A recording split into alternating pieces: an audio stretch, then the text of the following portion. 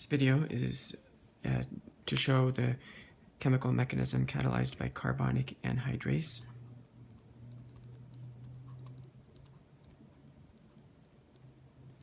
The active site of carbonic anhydrase, we have a zinc 2+ ion, and that is recruited to the active site by metal coordination with imidazole groups provided by specific histidine residues.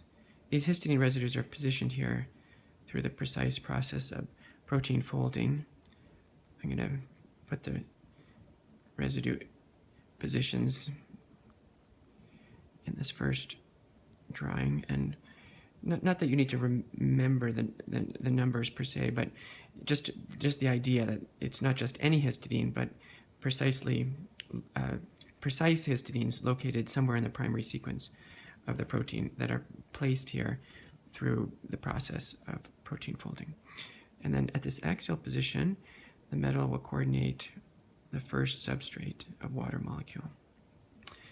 And the water molecule has a much greater tendency to dissociate and form hydroxide ion and a free proton because of the interaction with the metal ion. So that's the basis of this metal catalysis, is to make the water dissociate more easily, and it's this acid-base chemistry is further facilitated by close proximity of another catalytic residue, histidine 64, that will act as a base catalyst. So this will abstract the proton, the electrons will stay with the oxygen, and through base catalysis, we've now generated a much better nucleophile.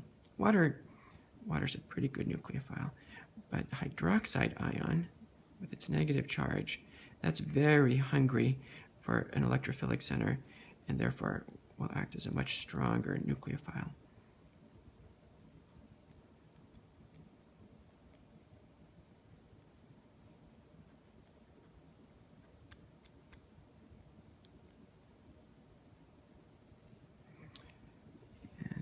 Here, now the proton is sitting on histidine 64, so we'll draw that in.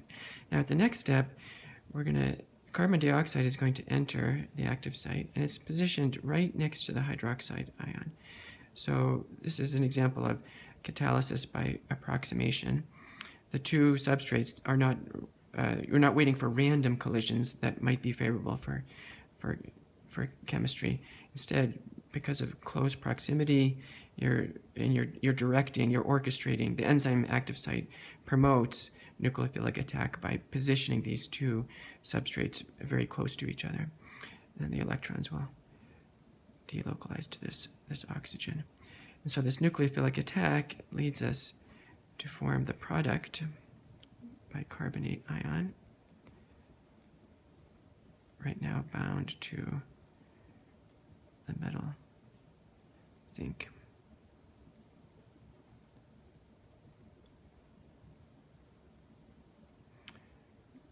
Still have to keep track of this proton on histidine 64. There's a little bit of electrostatic stabilization between the negative charge on the bicarbonate and the zinc.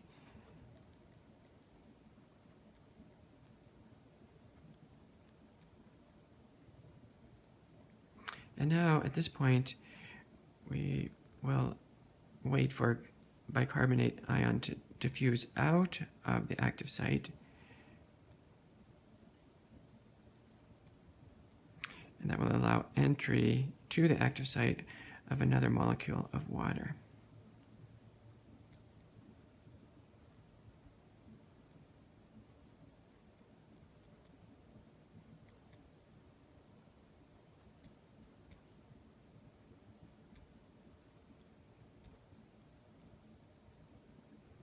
And now we're almost ready to start a new round of catalysis, but what used to be a catalytic base, histidine 64, is now in its conjugate acid form, and so we're kind of stuck. We have to do something with this proton before proceeding with another round of catalysis.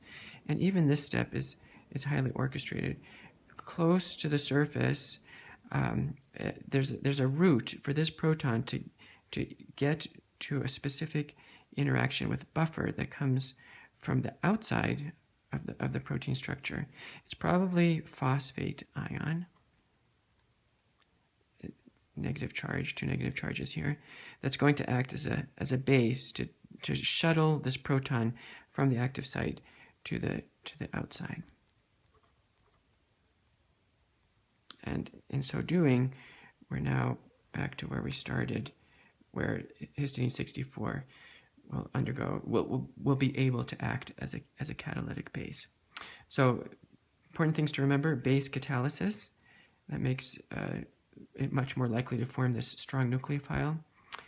And this is a property of the metal ion to make the water more likely to dissociate.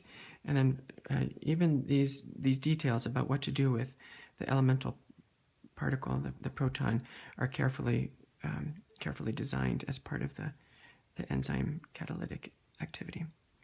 Good.